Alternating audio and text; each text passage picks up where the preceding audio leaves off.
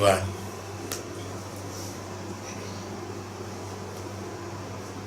Krishna, as I explained in my previous talk, the introduction of that. Here, some repetitions will be there from that, of course. Bhagavan decided to depart from the avatara that he has been in, undergoing a lot of anomalies, sufferings, disgrace, troubles, motivating others, putting oneself into a lot of criticism and problems. But he being the Supreme Lord, he being the Supreme Consciousness, he sees all these things are as absolutely normal and is identified as an experience of establishing Dharma where Adharma has been taken over. Since he is the sensory system, since he is the mind, he is the intellect, he is the consciousness, and he is the body, and he is the Prakriti, so automatically what happens? They do not attract him as we get involved or we get emotional when we explain about Lord Krishna's life. Think yourself in the position of Lord Krishna from the childhood to the end of his life, 125 years, what all he has undergone. And suppose one of the human beings have to undergo such experiences, which all the points he will break down. Why he did not break down? Why Bhagavan did not break down? As any human being, even though he is in the human body, he doesn't break down. Why? Because he is the sensory system, he is the emotion. How can another emotion disturb the emotion which is the creator of emotion? He is supreme, is it not? That from which everything has evolved. The Adharma has evolved from him. Dharma has evolved from him. So he, as a normal, he doesn't, even though in the human sharira, but it is an assignment, whether it is the Devata or somebody else, it is definitely an assignment, keeps him away from his abode. Bhagavan Vishnu, he had to be away from his abode and take an ordinary, normal human being's avatara and akara and be among those who are adharmis and dharmis and tapasvis and jnanis, a mixture of everything. He had to be among them and perform himself as a normal human being, whereas he is the absolute consciousness. Most of the times we find that he behaves like a normal human being. He can do a normal human being's behavior because he is a super consciousness. He is the consciousness. He is the highest form of consciousness, para.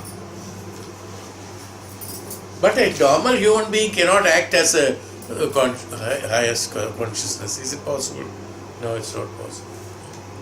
He cannot act as Bhagavan because variations which we cannot even think of it because it doesn't come even in the mind of ours. So Bhagavan, having undergone this experience of penance, for what? For whom? For what reason? For whose reasons? Because the human beings have done adharma. He with greatest firm faith and belief, he supported the Jivatmas. Rakshaka, Bhagavan Vishnu is known as the Rakshaka, protector of the universe. Bhagavan Brahma as a creator, he as a protector. He has been protecting these Jivatmas.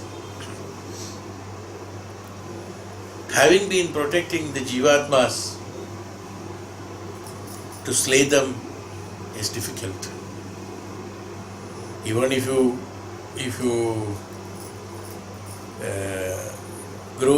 take care of a pet in your house, at a point of time when it is old and when it has to be discarded and it has to be shot, how painful it is for the people who have pets, they will know. Now imagine if that is the emotion, how would God, Ishvara, Bhagavan, have felt when all these Kauravas and the Kaurava Sanghas and the Asuras and the people who have created all this calamity in the Maha Bhagavatham, where he had a lot of faith in them, promoted them and wanted them to meditate and create an absolute fine Satyuga. When this has happened, how much he must have felt, he should have felt. If he is a normal human being a consciousness, to slay them, whether he is Supreme Lord also. That's why the gods are shown in our Puranas and the television serials and all that, highly patient. Whatever they asked, they gave. We always question why Bhagavan is giving that fellow unnecessary the varas, why that fellow is given this boon and that blessing. We sit here and criticize, is it not? He is Ishvara, Karunanidhi, Dayanidhi. Whether his child is bad or good, even his child is bad, not performing as he is supposed to, still when he is in trouble, he is the one who extends it. He says, he prays, he extends it. He doesn't look at the Asura and Deva. He gives awards the boon, he blesses the boon. Is it not? That's Lord. That's why Bhagavan is patient. He allows him to keep on giving him opportunities. One day, as a parent would always say, one day he will become good.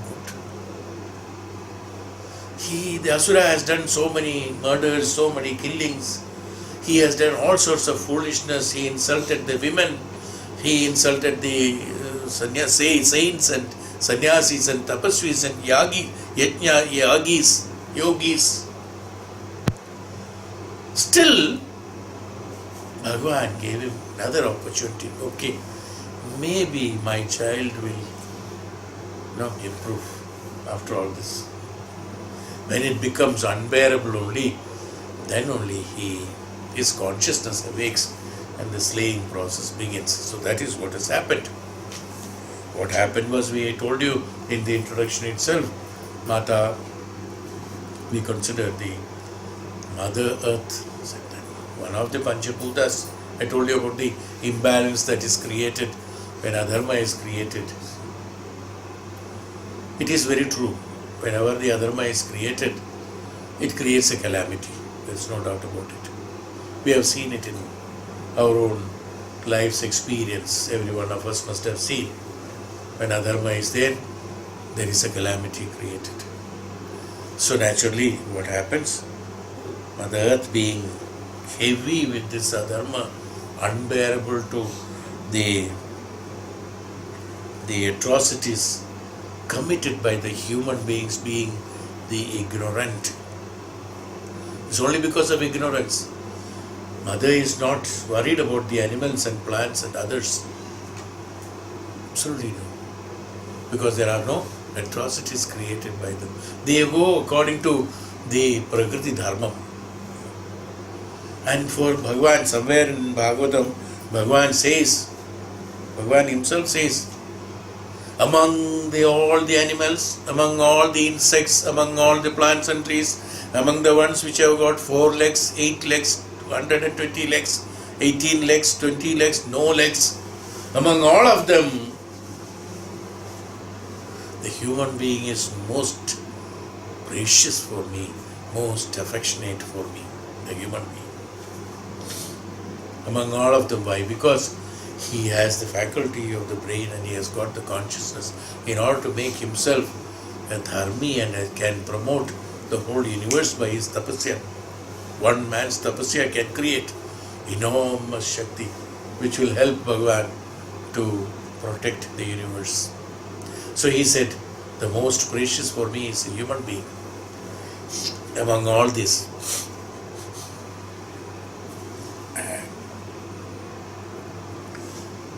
such a human, such Bhagavan, and the ones who are defying him is only human, whom he loves the maximum.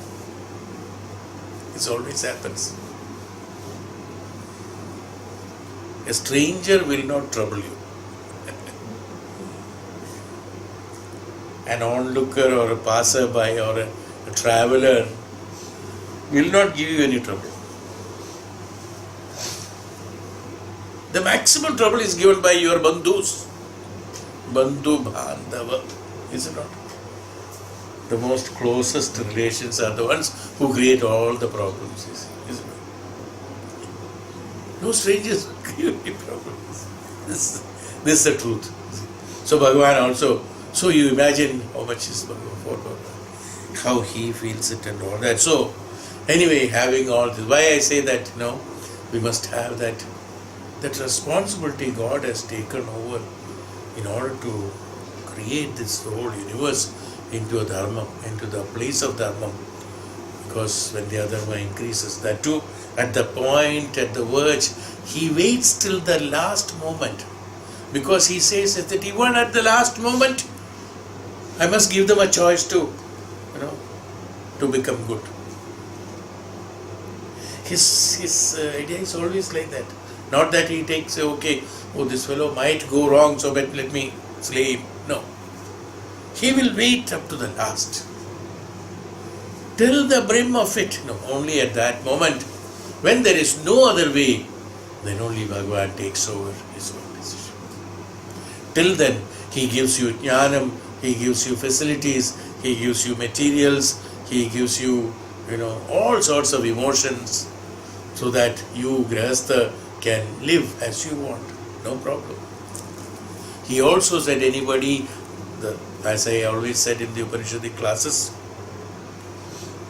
the jiva is yours, the jiva is you. You have the life, you have the options. Whichever form, whichever way you want to live, you can live. Nothing wrong. But don't create adharma to self as well as the others. In a dharmic way you live. Any number of years, no problem at all. But when it increases, then it becomes a problem. Okay. So with all this, why did I say the importance? Why I said Bhagavan's example? When I say the Bhagavan's example, we have to feel the responsibility in ourselves. Is the reason why I have to project this. So that we ourselves should think how dharmic we are. How are we leading our lives?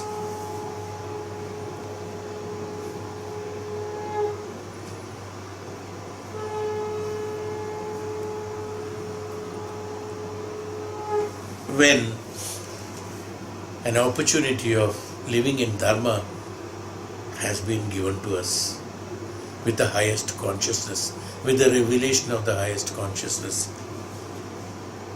So that is why I have said this. Here, Bhagavan begins with this part of, we have already told you in the introduction, it's a part of Srimad Maha Bhagavatham. So, This is in the form of Maharishi Shuka, Sri Shuka, explaining the things to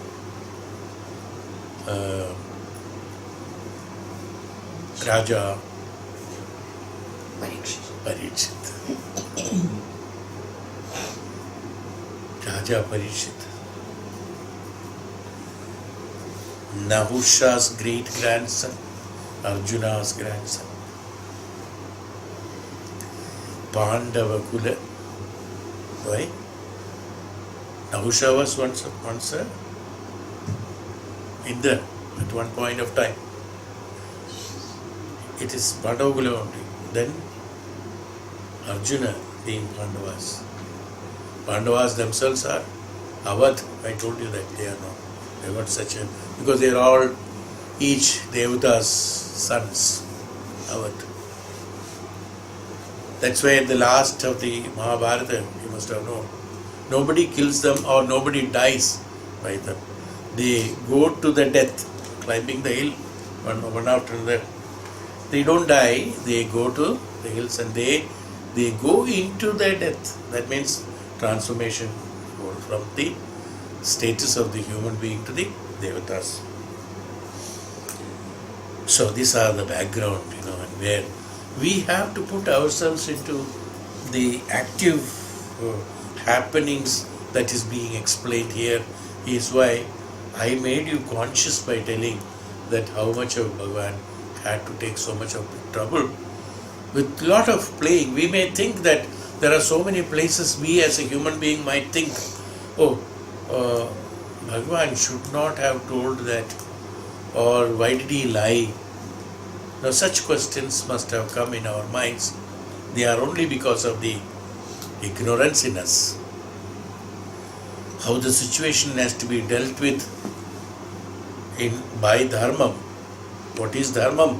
That we have to understand by going through Bhagavan.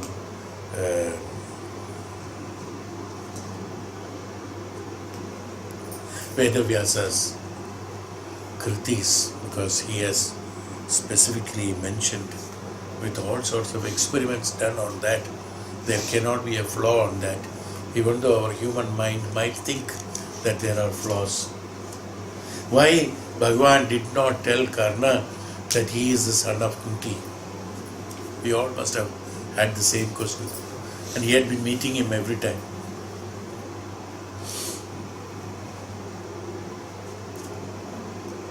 That is not Dharma. Bhishma knew it from very beginning. Why didn't he say?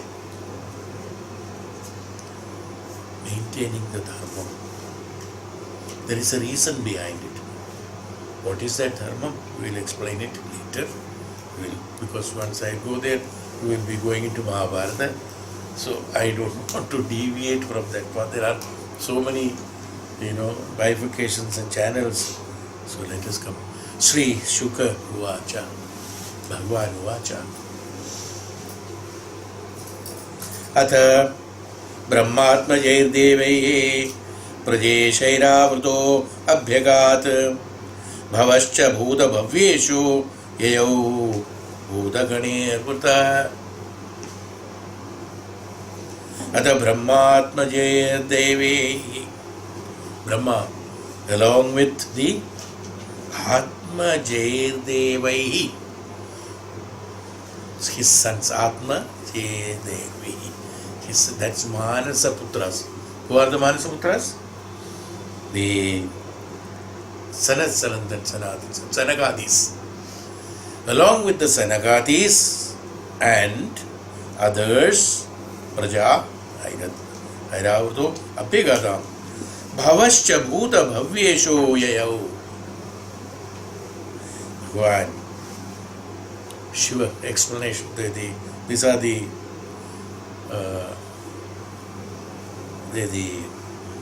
addressing Lord Shiva like this. Bhagavan Shiva, the Lord of things created, Bhavascha, that means the present, Bhuta, the Bhutakala, and Bhavyascha, or Trikaladarshi. Trikadashi Yayau Bhutu, and yet to be created, the one created, the creation, and yet to be created Yayau Bhuta Gana Vrta, along with his Bhuta Ganas. So, Bhagavan Brahma with his, who are all the people, not small. Sanakadis, who are the four Vedas? Who are Sanakadis again? Four Vedas actually. Four Vedas, when you represent them, they are all personified as human beings. Brahma, Srishtikarta. Srishti is that Srishti that is there in a human. When I told you what is Brahma, I think I must have told some time back. Srishti, who is a Srishtikarta? Srishti comes from where? From Ichha Shakti. And where Ichha comes from? Jnana Shakti.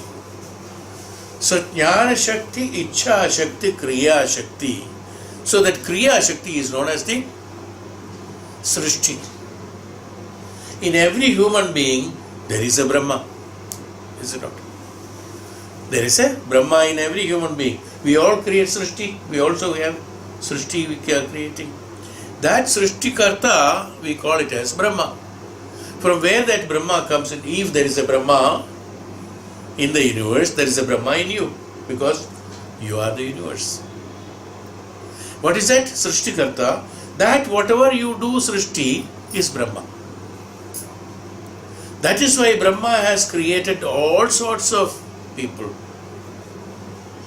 Yaksha, Daksha, Danava, Gandharva, Naga, Rakshasa, everything is there. Deva, Manushya, Manu, everything is there. In a Srishtikarta, what happens? Ichha Shakti comes. In order to have the balance, all these are required. Yakshas are required, the Kinnaras are required, Dakshas are required, Asuras are required, Devas are required, Manavas are required, Nagas are required, everything is there. So, in everyone there is a Brahma.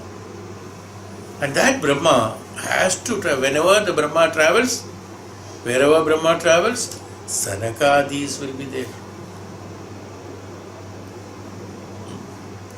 That is, in a Srishtikarta, a Srishti has to be created only by, a Srishti can be done only by the support of the Jnanam. Sanakadis are four Vedas.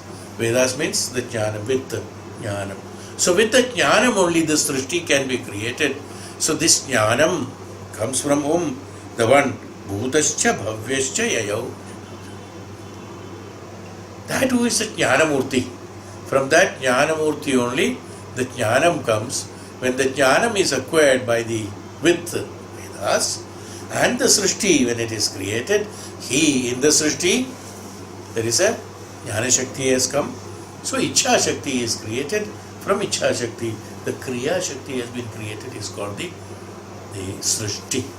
Such a Srishtikarta who has got, if one has to do a Srishti, one has to have all the Jnana.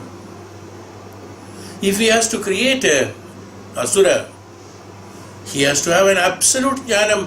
Why am I creating an Asura? What for? We all think that an Asura is a destructive method. It's not a destructive method at all. There are a lot of balancing has to be created in order to create that balance. Because Devatas have to be remained as Devatas. If the Asuras are not created, the Devatas would become the Asuras. Then there will be a big problem. Is it right? So in order to keep the Devatas as Devatas, Dvaita Siddhanta, in creation what happens? That's why the universe is created with the opposites, they said. Yes.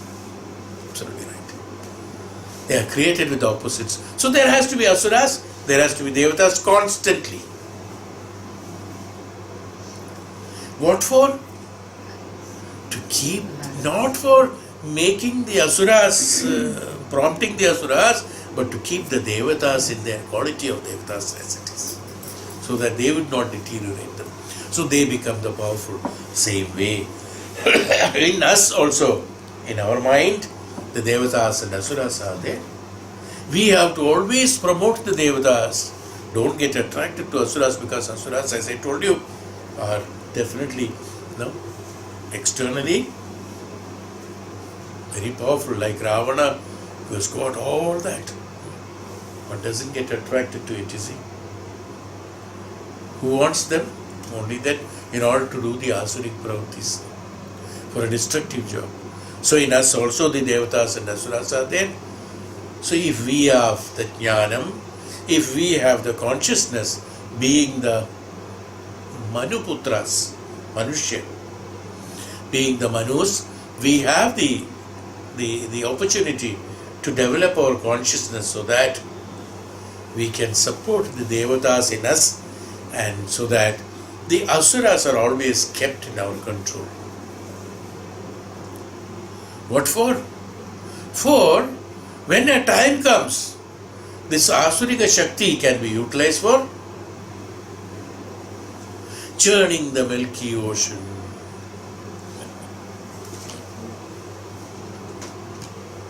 Ksheera.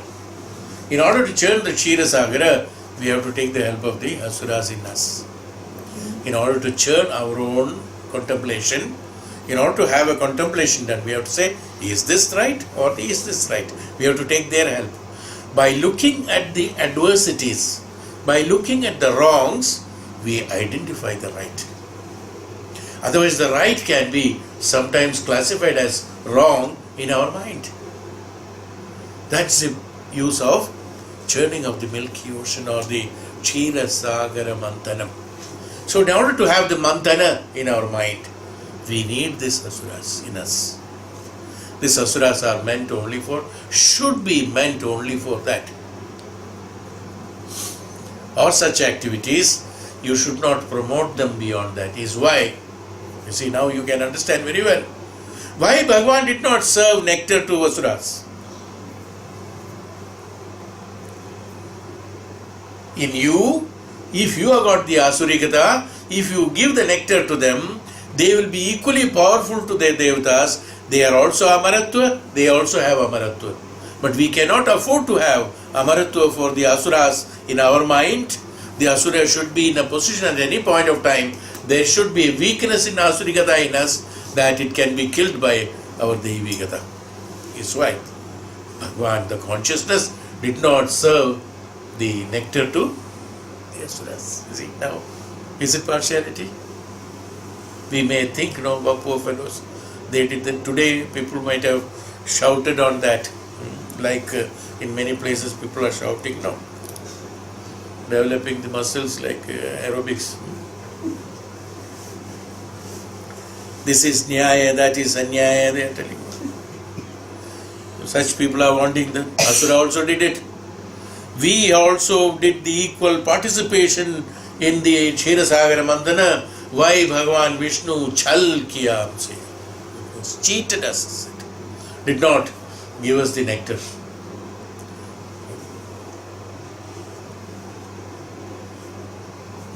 You are meant only for that.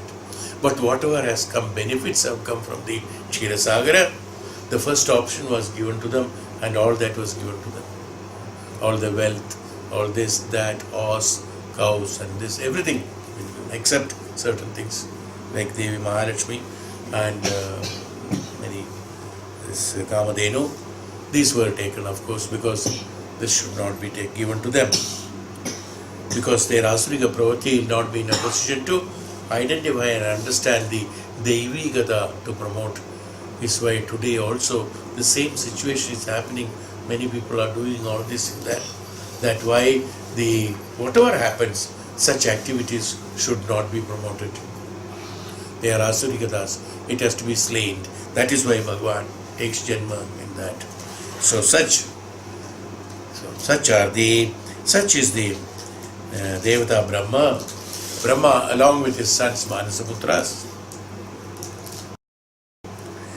of Sanagadis, and Bhagavan, and along with the Praja Shaira Vrato Prajapatis, along with the rulers of the Prajapatis, and along with Bhagavan Shiv, with his Bhuta Ganas assistants,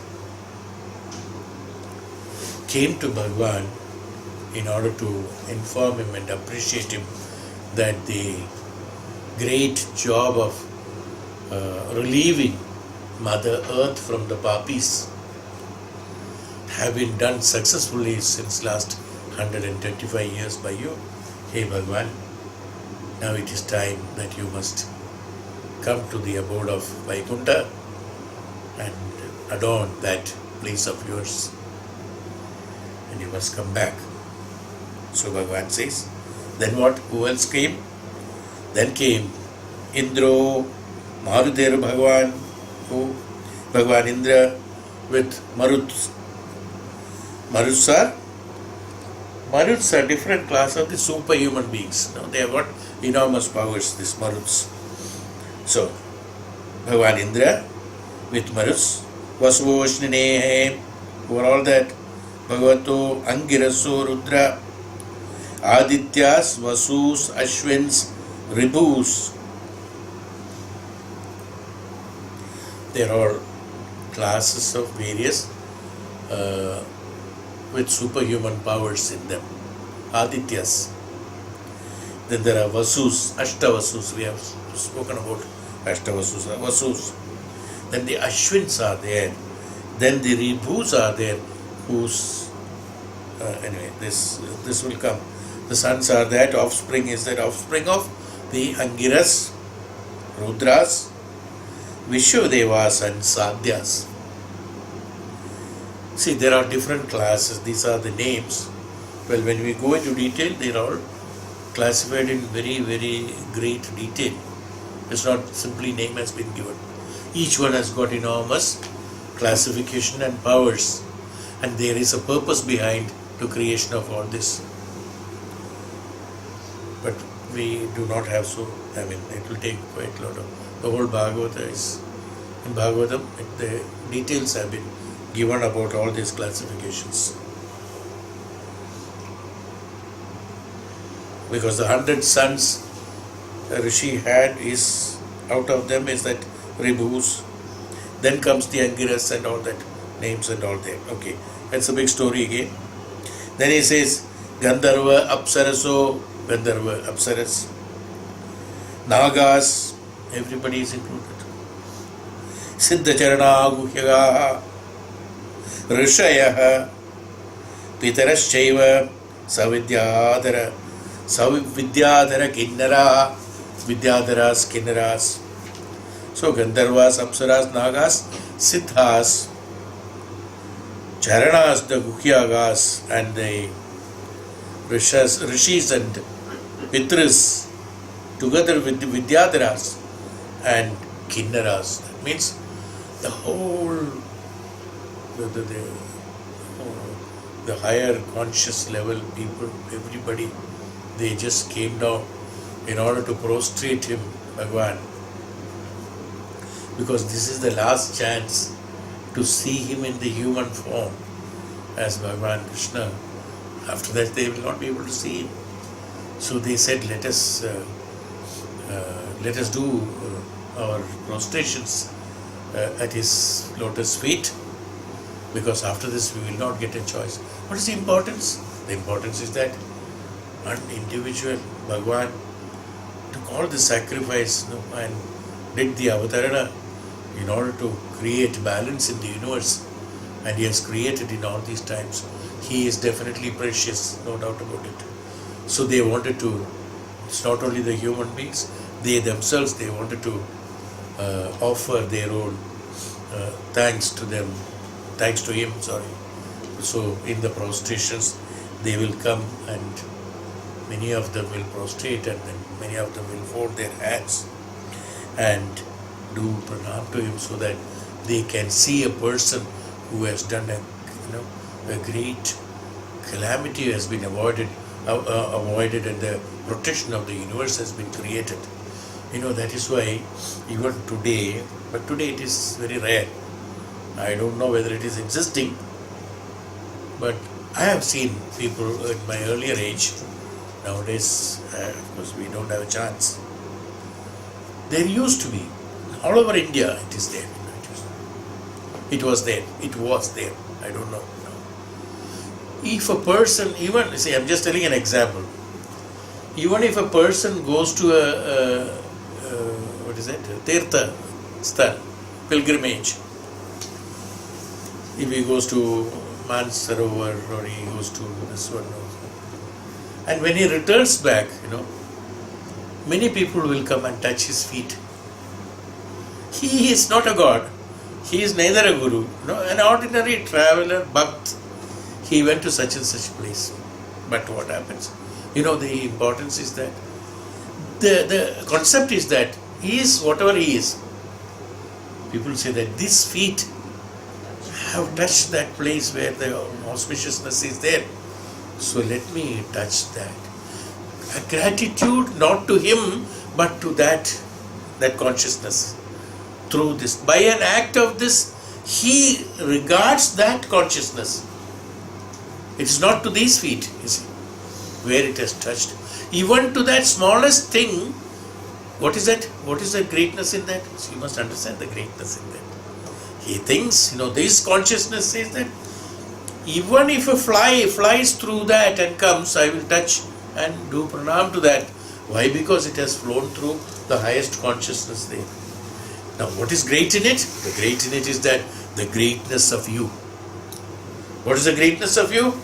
You, the highest, the consciousness, could identify the highest consciousness, and in whichever manner you will come across, you will not leave even and one opportunity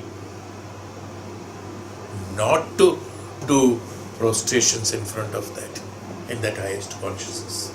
So even if it is a beggar who travels to that Tirthasthala and he comes back, we touch his feet. Not we are touching the feet of the beggar, but we are touching the feet of that. That giving our consciousness being,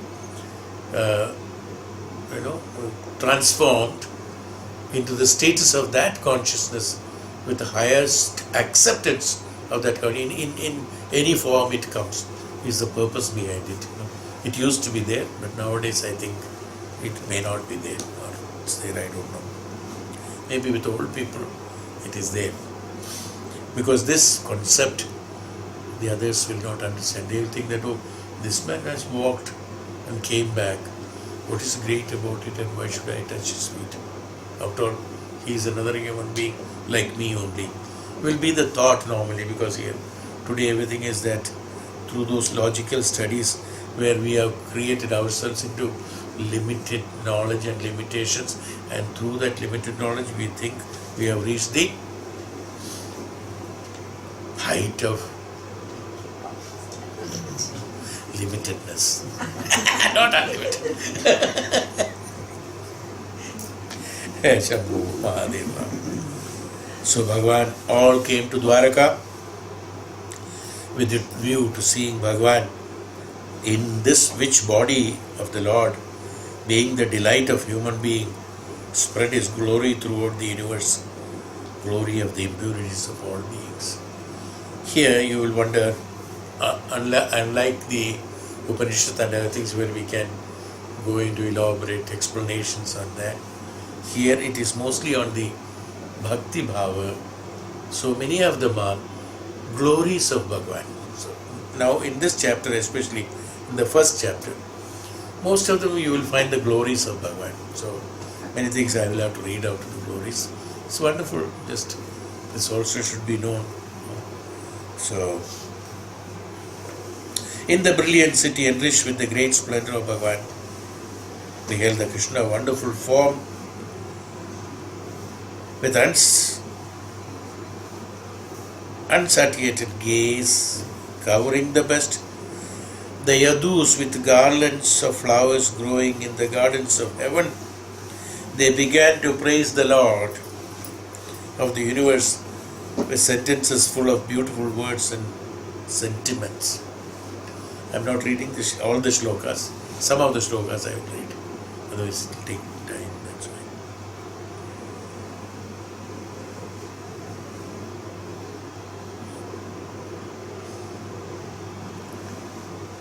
it seems, I just remember something. And when the garland is put to the Bhagwan, those soft petal flowers which is touching his body,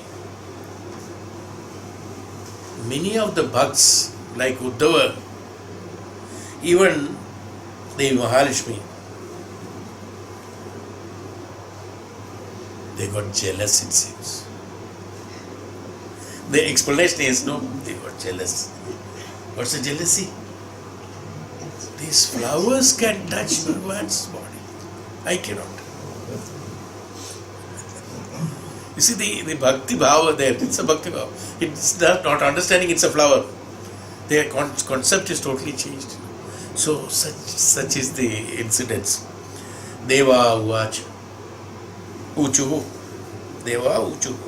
Devas, the gods. Uchuhu. One uvacha. Anekam uchuhu. Natasmate natha padaravindam buddhi indriya pranamanovajebi yatityade antarhayati bhavayuktair mumuchhabe karmamayorupashat.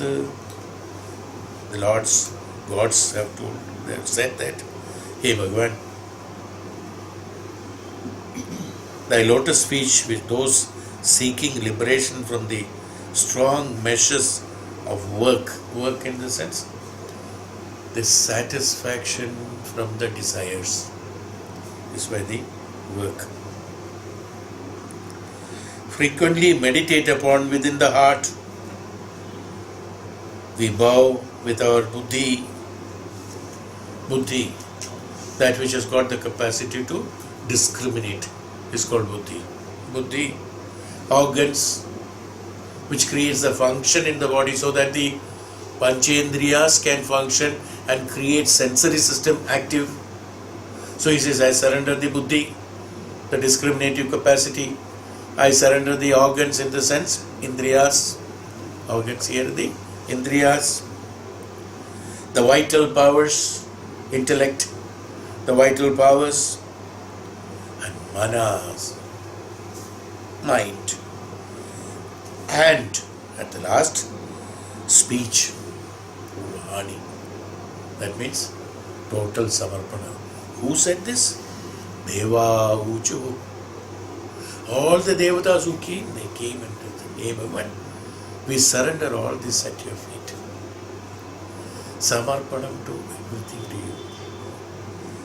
Tvam Mayaya Trigunaya Atmani Durvibhavayam Vektasrajasya Luptasi Tadgunastaha Naite Bhavanijita Karma Pirajya Devai Yasve Sukhe Avyavahide Vahide Abhirato Ananatya. Thou invincible one. Tvam Mayaya. You are the Maya, consisting of these three gunas and resting in them glories of Bhagavan. With all the Maya, with all the gunas, you are the one who is a destroyer, who is a creator, who is everything. You create, you destroyed. You created Adharma, you supported them, you eliminated them. Hey Bhagavan, such a Bhagavan, thou art unimpeachable. Glorifying Bhagavan, hey Bhagavan, being immersed in the unobstructed bliss of the self. The self is that, the highest consciousness. In that bliss of that highest consciousness, you still remained, but you also projected Maya around you for others to get entrapped in it. Only the highest consciousness can do creation of this Maya. Maya cannot be created by anybody.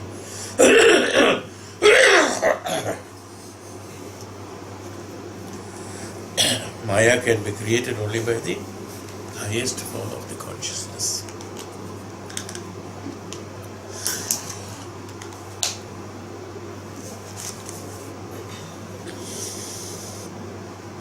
Again, Maya is, again when I speak about Maya.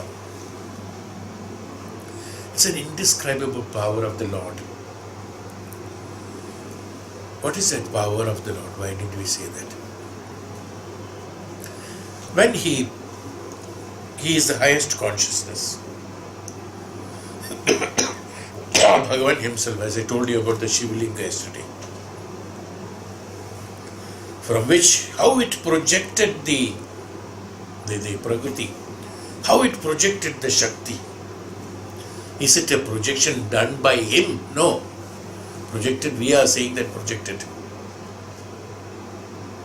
Emanated from there. Because when there is jnanam, when there is consciousness, it has, like a light emanates the power, light, for others to see in it. Like in the consciousness, automatically this is emanated. When it is emanated, what happens? There is light. In that light, whichever Jivatmas are there, with that light, they start seeing. But they don't realize that it is because of the light that is there that I am seeing. Everybody said what? I am seeing. Everybody said, I am seeing. This is Maya. Bhagavan has not created the Maya. Maya has automatically become the concept of the Jivatmas around that. When the highest consciousness is there, from that highest consciousness, when that power is emanated, the light is emanated from that. In that light, when things were visible to the Jivatma, Jivatma did not identify them as the reflection from the consciousness. They identified them as individuals and they said, I can see. But the medium of light has been forgotten by all, that it is because of the medium of the light that I am able to see. Because of the medium of the what is the light here? The medium of consciousness. If the consciousness is not there, if that bodha is not there, the buddhi will not function. It cannot discriminate. Now the buddhi started discriminating and seeing things according to its convenience of discrimination, not through the bodha, is why this I, that's why Bhagavan said yesterday I spoke to you, from where the I, aham and idam has been created. That's what I said, remember? How the aham and idam, yesterday we did not speak. The aham and idam has been created is called the Prakriti or the Shakti. In there, that's why it is known as Shakti. In that Shakti, this aham and idam has been created. Why? Because we did not realize, the Jivatma did not realize, looking at the light, he did not realize, it's the, because of the light I am able to see, that we forgot. We only thought, I am powerful. My eyes are powerful, so I am seeing. Yes. See, it's a fact. It's in front of you. But my realization, what all of us are saying, I am seeing, I can see this, I can see in dark, I can see in light, I can see in semi-dark. I see. We never realize it's because of the consciousness we are able to see. It's because of the Ishvara Kadacham that we are able to see. That's why Ishvara Kadacham is it. Even though we are thinking it's as ahankara, this ahankara buddhi in us, that even though we say that I am seeing, I am that, I am this, I am doing puja to the Lord, Bhagavan did not say anything. How much he has to bear with, All these are false. Everything is false. He knows he is seeing in my light. And he has forgotten that. I'm just telling, for the sake of explanation, Bhagavan might not think that. Because that is not his nature. That's not his prakriti. But is it not right if he thinks like that? It is because of my light, the other one is shining. But we say, I am shining.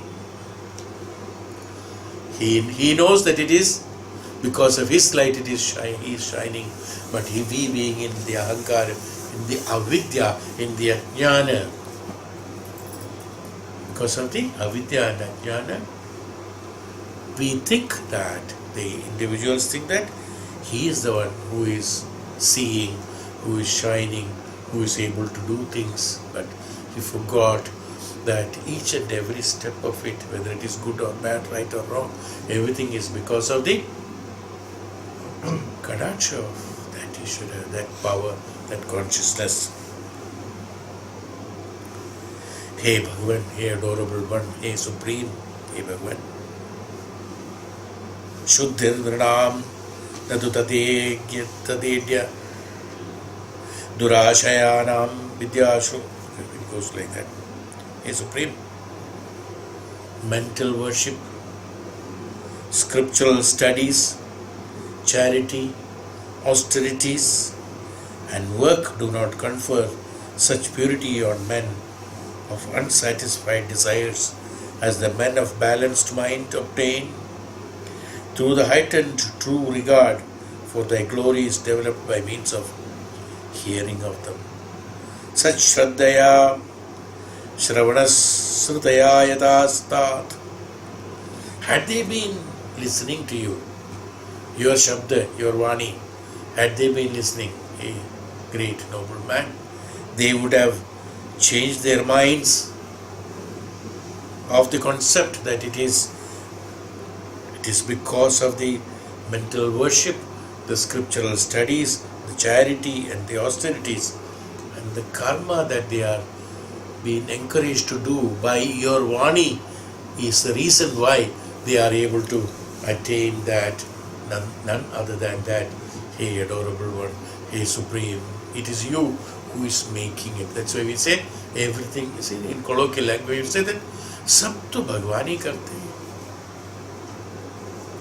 But it has been taken as in a wrong sense, where our inability and incapability comes, we say, oh to Bhagwan kya karega, unki marji hai. As if Bhagwan has got some marji, like a darji.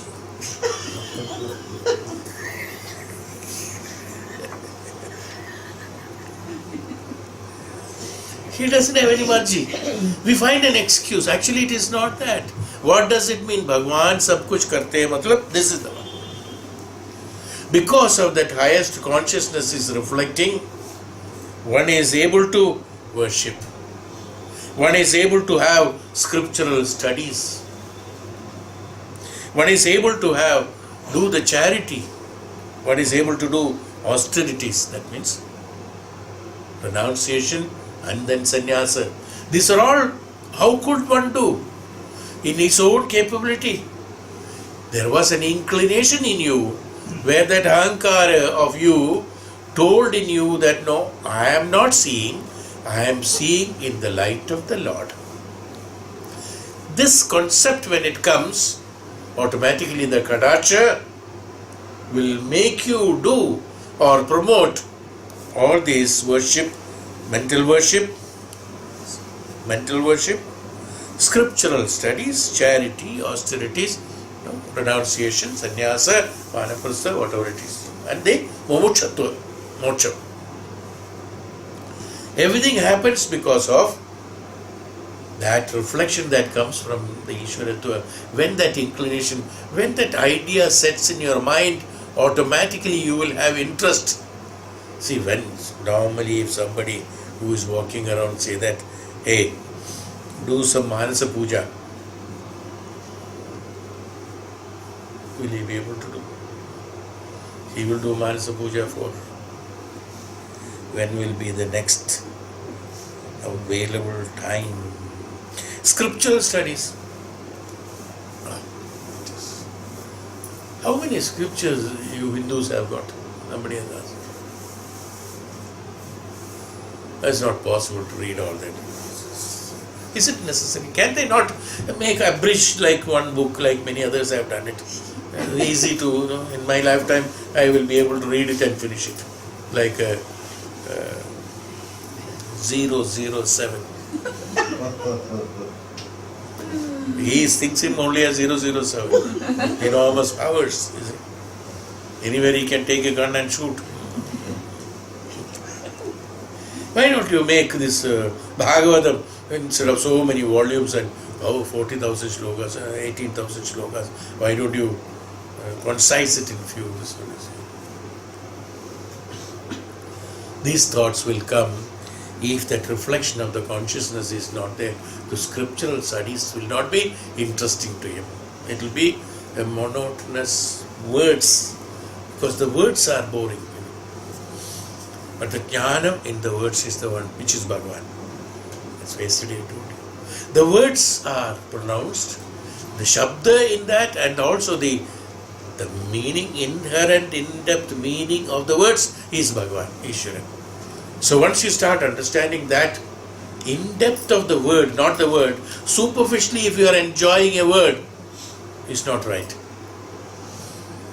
The inherent depth of that word has to be understood, which is called the Ishvaratva. When you start doing it, which word will be boring to you?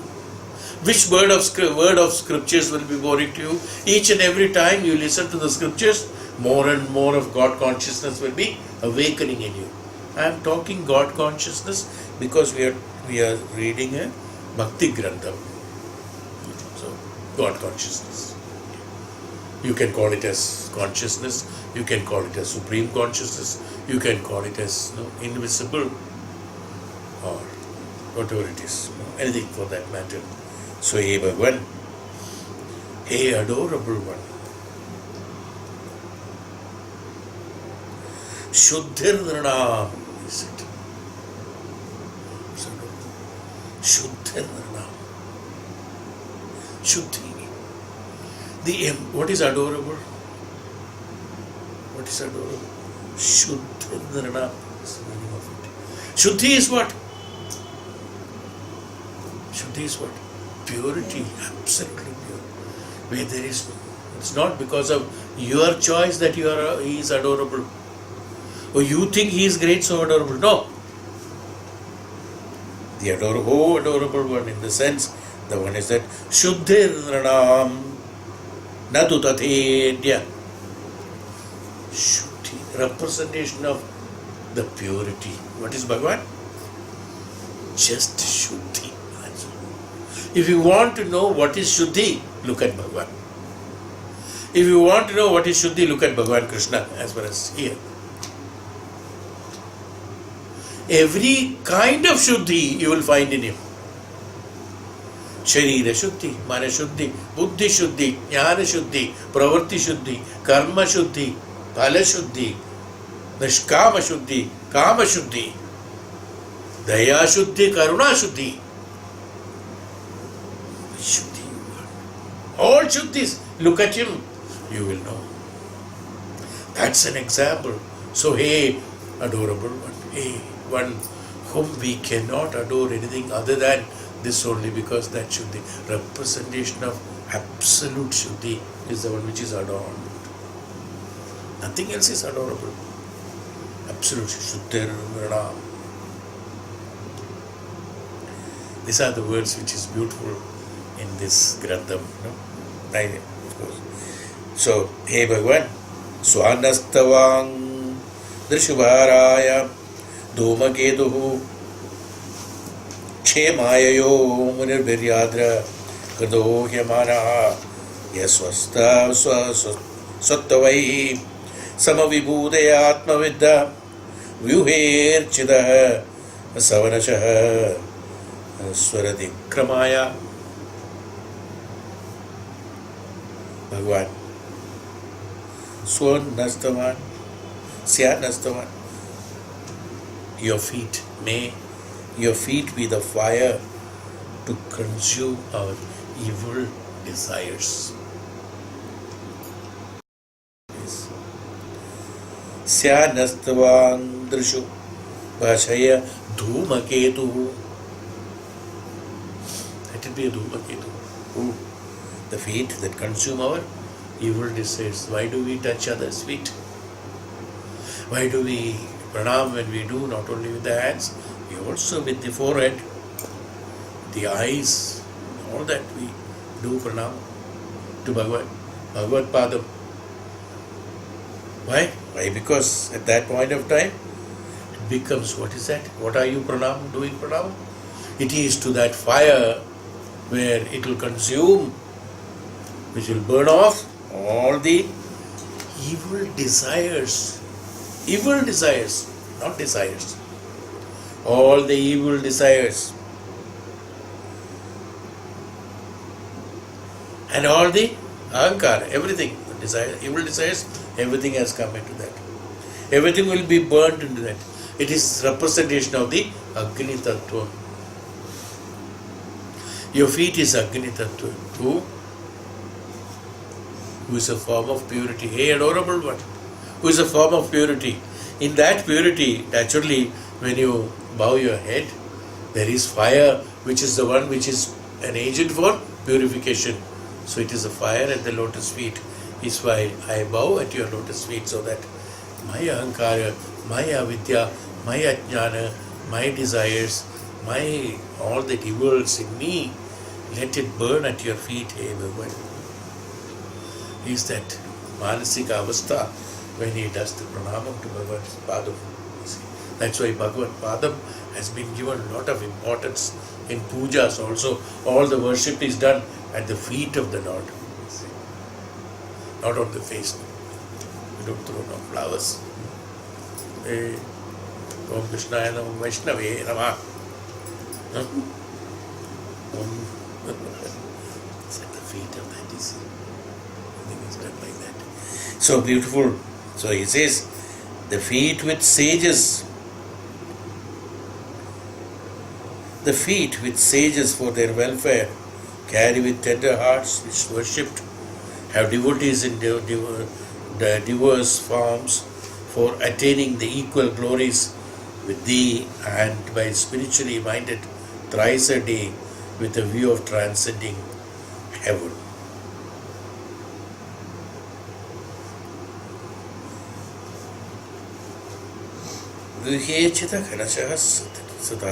So, at the feet, when it is done, all the evils are burnt.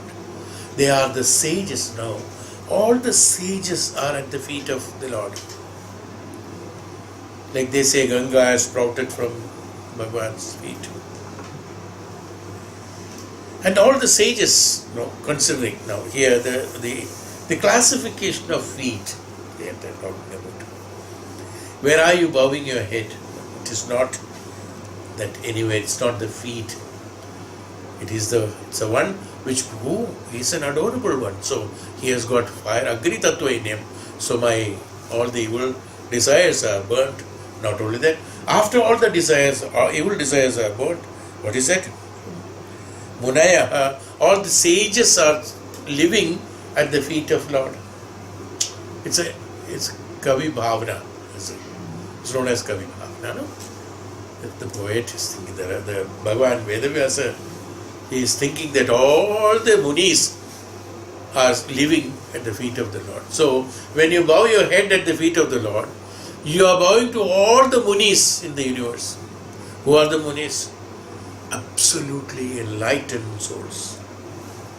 Absolute jnanam. So what happened? Initially, your evil desires have been burnt, and after that, the sages have blessed you who absolute consciousness, jnanis and tapasvis who are sitting there, they bless you when you bow at the feet of the Lord.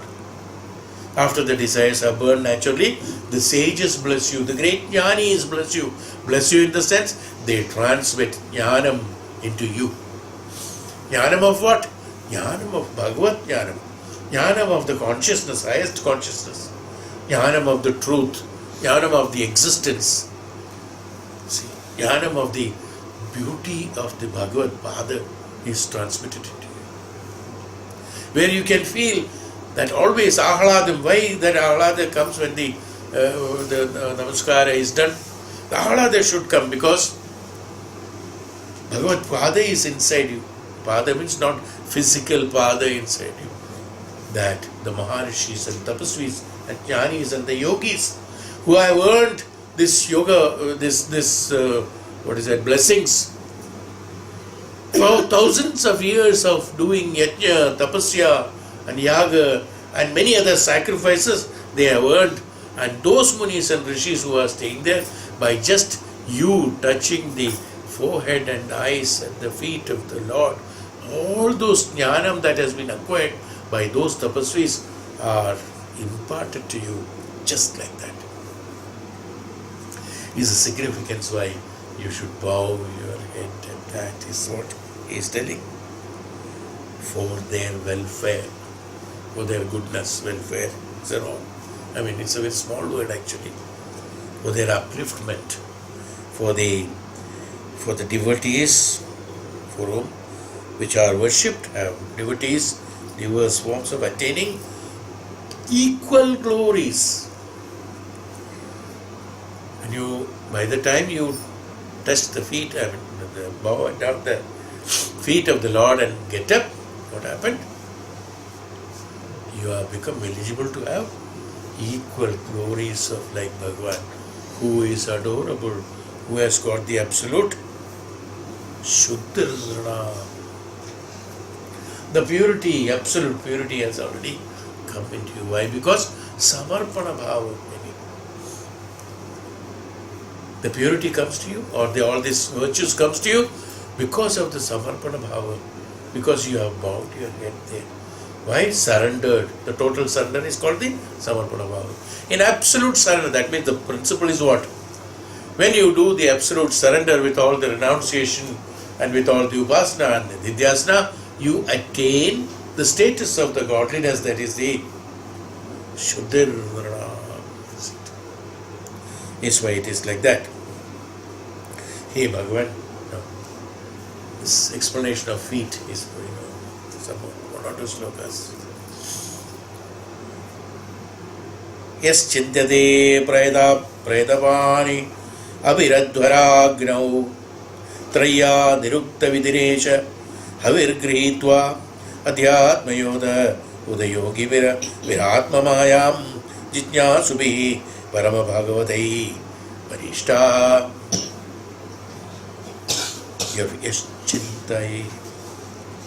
Your feet, O Lord, Hey Bhagavan, Prayatavani, which are meditated upon in the prescribed manner in the sacrificial fire. Sacrificial fire in the sense with whichever God you think and do the yajna is a sacrificial fire. By priests taking the oblation with folded palms, and by yogis desirous of knowing thy Maya, to spiritual union, which are worshipped all round by the highest devotees. Your feet is meditated upon. Bhagavan's Padam is meditated upon in a prescribed manner. What is a prescribed manner? Here he says, the prescribed manner according to this paragraph, through sacrificial fire, oblation with folded palms, by yogis desirous of knowing the Maya of the Bhagavan, through spiritual union with the Lord, which are worshipped all around. The highest devotion is the prescribed manner. These are the prescribed manners. Everything comes in this. Whatever we explained in the Upanishad, everything has come. Sacrificial fire, we have explained about yajna kunda. What is the yajna? Sarvasvam samarpayami. It's not only the material we are offering. Through the material, we are representing ourselves to be submitted. It's only that symbolically submitting that material. Whereas in each and every swaha, we have to surrender ourselves. It's called a surrender at the feet. Priests taking oblation by folded palms. Palms have to be folded. In the sense, the energy circulation, we have talked about energy circulation and scientific reason that it has to have a closed circuit. There should not be an open circuit. Hey Bhagavan, Avoid. Om Namo Narayana. Have you seen somebody doing it? Because this was there, suddenly this scratching, so this cannot be taken. Preserving the seat. That's not oblation. That's not folding hands. Folding hands. When the energy is closed circuit, when it creates, when a closed circuit is created, an absolute concentration is created during the closed circuit when it travels, comes, ends, and then goes on, and you will be able to focus on that. What you're thinking is why the oblation is to be done with the folded hands. Oblation has to be done with the folded. That's why everywhere we say that with both hands you should give. लोग बोलते हैं ना एक हाथ से नहीं देने का है, disrespect बोलते हैं. It's actually it is the way it is disrespect. This is disrespect. You see, this is exactly disrespect. Both the hands have to be used. Why? Because even if you are holding it like this, it is a closed circuit actually. With the closed circuit, you are not connected with the externalities. That means the objective connection is not influencing you. It is a subjective connection which is connecting you. The subjective connection is that which is promoting you to the consciousness. That is why whenever you hold both hands like this, you will invariably see inside you there will be an unknown respect which will be there. For a fraction of a second, which you might not be analyzing, but this automatically comes in you that you are doing something very sacred. Water is offered to the Surya like this with the both hands. Anything offered is with both hands. Anything dharmam or dhanam, which is a punya karma, which is supposed to be the Ishwaratva in it, dhanam is not just, it's given like this. Anything that is auspicious is given with both hands. It's not only there, all over the world, I think. Both hands have to be used. Is why oblation has to be done with the both hands. That means the mind, indriyas, intellect and our system have to be converged into one towards that object which you are attending to. Is the reason why oblation with folded hands. It is maybe prayer is also an oblation. Requesting is also an oblation. Greeting is also an oblation. That's why in our Hindu system, it's a beautiful system that an oblation is done when we are doing this. Oblation is done. What are we doing? Samarpayami. To another person, I say that, who am I to greet you? You become like that, or you have a good morning, or you have a good evening. Who am I? I don't have the powers. But what I have powers? Aham samarpayami. So the other person says, Aham samarpayami. Others also greeting. When they samarpana, what happens? Where do they do the samarpana? Both of them are doing the samarpana too at the feet, the lotus feet of the Bhagavan. When we do samarpayami, what happened? You are also doing the oblation. I am also doing the oblation. Both are at the highest conscious. We are oblating at the feet of the Lord. When our ahankaras are burnt and all the sages are blessing us, what happened? You and me have become. You are also an oblator, I am also oblator. What is that? Are you different from me? I am not different from you. Is there anything a better greeting than this in this universe? Tell me. Is there a better greeting than this? You are me and I am you. Is there a better greeting than this?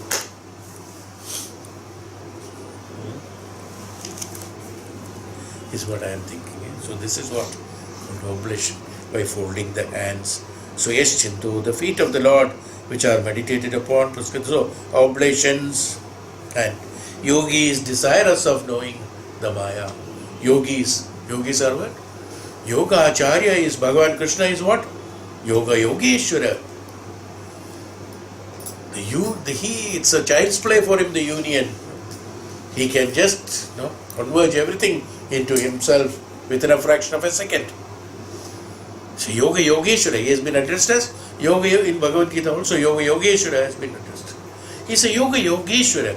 All yogis will merge into him. Yogeshwara. He's a Yoga Ishwara. He's not a yogi, he's a Yogeshwara. All the yogis, wherever the yogis converge into, is called the Yogeshwara. You being the Yogeshwara, what? Knowing thy Maya. Yogis, desirous of knowing the Maya. It's another process. Yogis, desirous of knowing thy Maya. His Maya has to be understood. Yogis oblate themselves for what? Yogis oblate wanting to know the Maya. Once he knows the Maya, he knows the reality, he knows the consciousness, he merges into that consciousness so that he doesn't get involved into the Maya. The Maya is an illusion created in the Jivatma when there is reflection of light from the highest consciousness reveals every objective vision in that. So being a Jivatma, his outlook is only for objective. So seeing the objects, he forgets about the subject. When he becomes when he knows what is called Maya, yogis wanted to identify what is called Maya. That means what is called the externalities, what is called the objective. When they realize the object is nothing but the subjective. So let us be the subject and subjective. So he becomes a subjective. Once he becomes a subjective, he merges with the highest consciousness without identifying the object. That means he is not seeing anything other than that which is the truth. That truth is merged with the Bhagavan, is why the yogis wanting to know the Maya so that he doesn't get involved in it. Yogis wanting to know the Maya because they have got a firm conviction that he knows, he has already with the tapasya, he has identified. Sorry.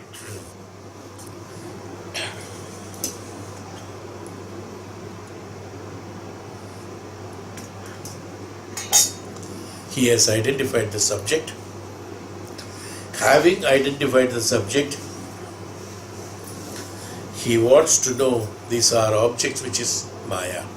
He is firm in his subject, firm in his concept, firm in his God consciousness, firm in his absoluteness, firm in his being stable in, Achara. He is Achara. He is permanent. But sitting in the permanent, he looks at the temporary, which is anityam, which is nityam. He sees this Maya, identifies the Maya through the power of the consciousness that he has merged in. He identifies the Maya, what is called Maya. In the sense, a Maharishi or a yogi or a tapasvi who has attained the highest consciousness, he is able to see how this universe and the Jivatmas are suffering through the Maya illusion. He thinks that it is beautifully, in this itself, Bhagavan is explaining beautifully what is called the Maya and what is called the attachment with the story of two birds. Few shlokas are there. Small, it is a children's story, maybe kindergarten, class 1 story. But it's wonderfully told so that it can appeal even the greatest saint, it appeals to him. How beautifully said, small words. As I told you, you can tell the children about it. So that Maya is identified. But even though we read the story, we may tell the children, but we don't understand it. That's the thing. That's the difference.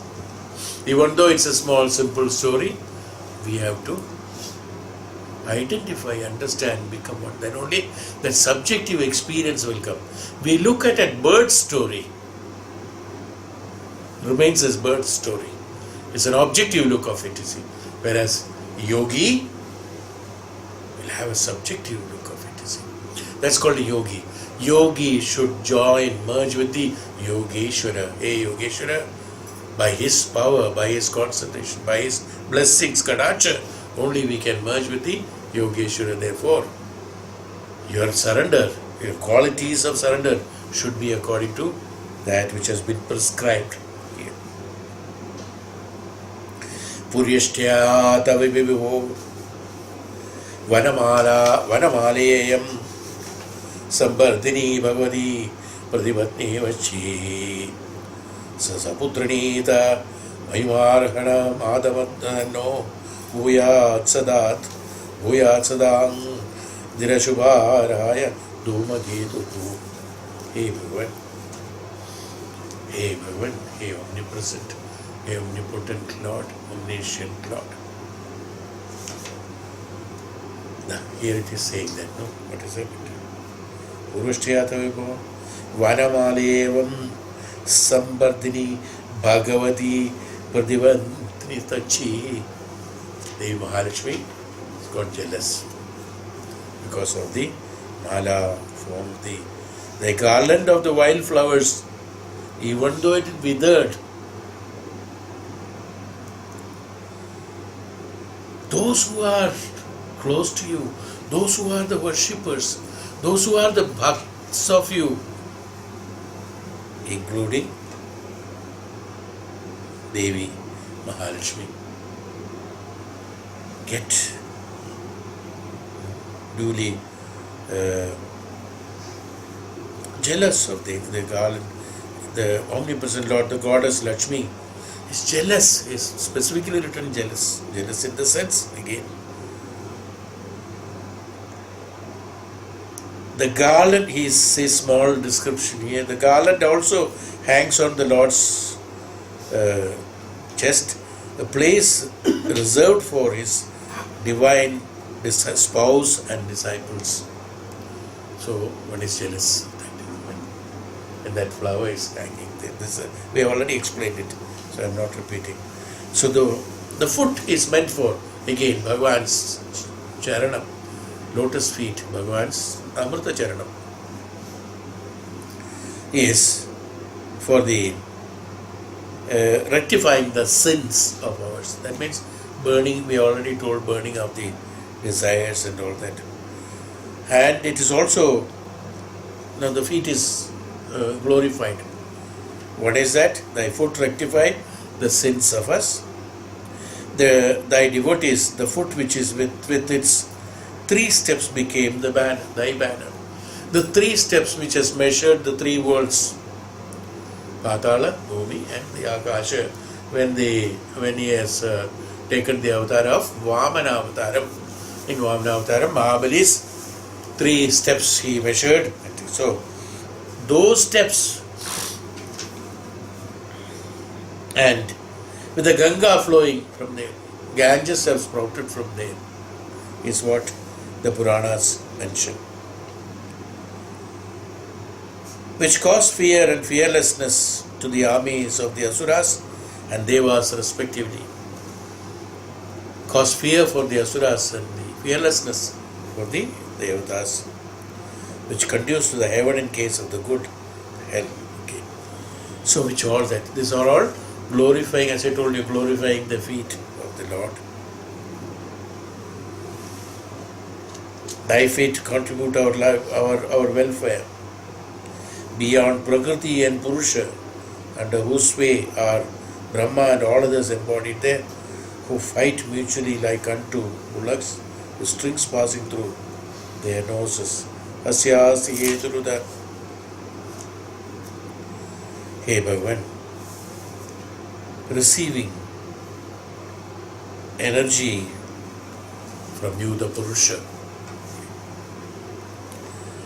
of the infallible power, along with Maya, holds within himself the Mahat, like the embryonic state of this universe.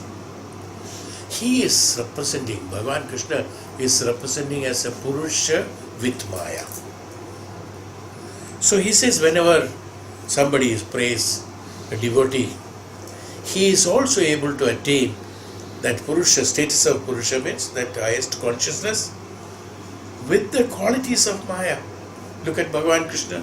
Bhagavan Krishna did not allow many of them know that he is Bhagavan during the Maha Bhagavatham,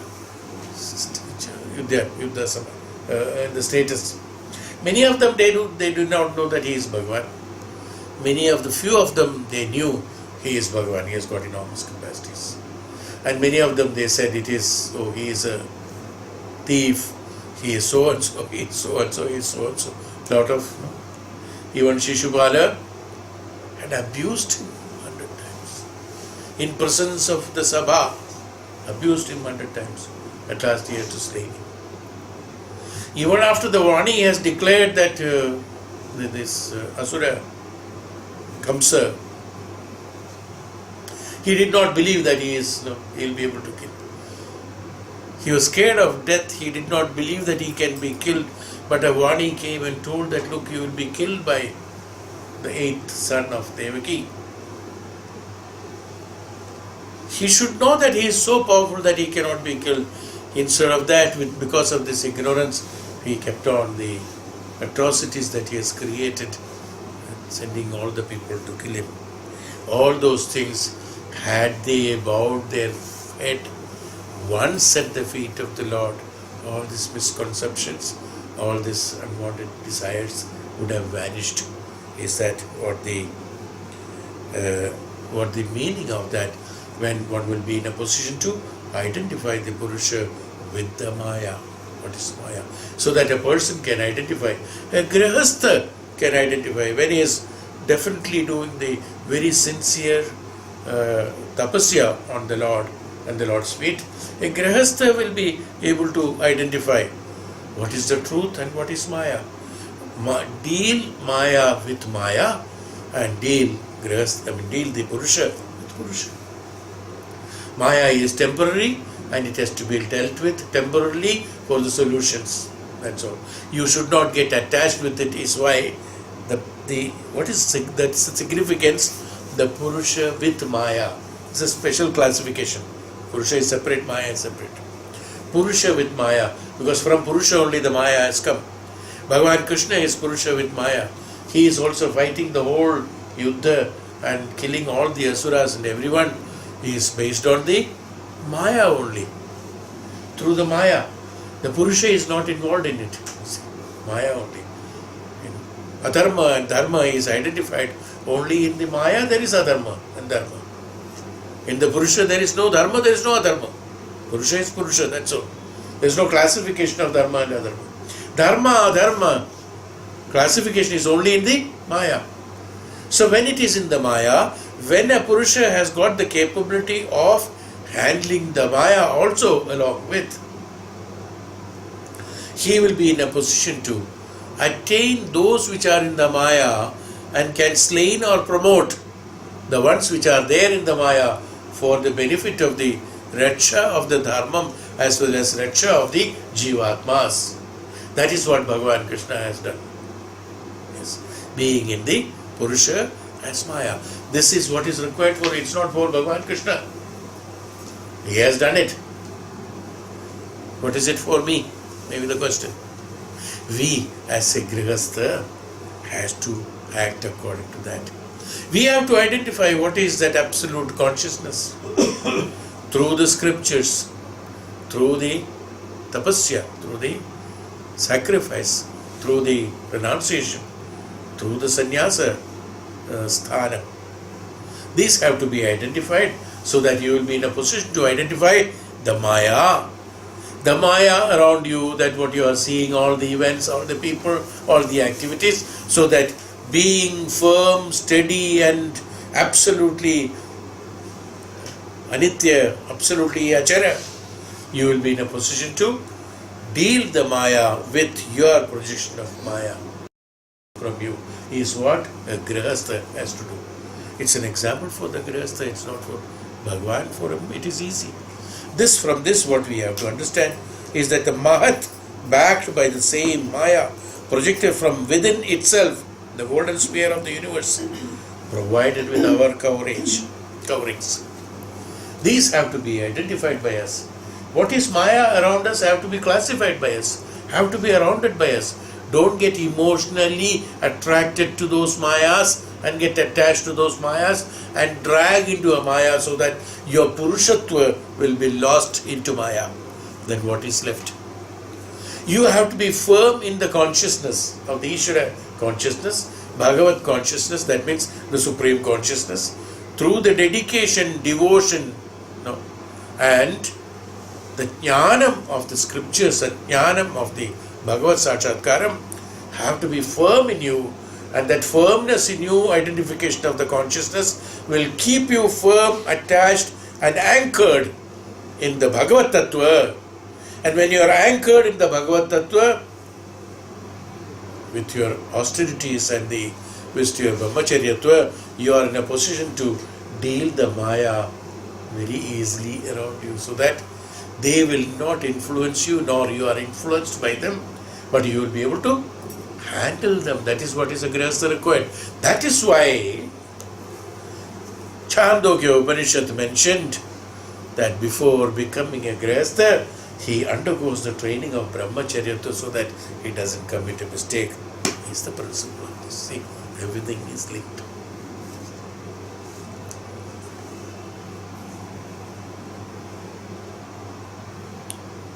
So is that. Now after all these things, then again the support of the universe. Hey Bhagavan, thou support of the universe, thou hast now no more work to do for the gods. He was doing the work for the gods, keeping the peace and bringing the peace, Dharma.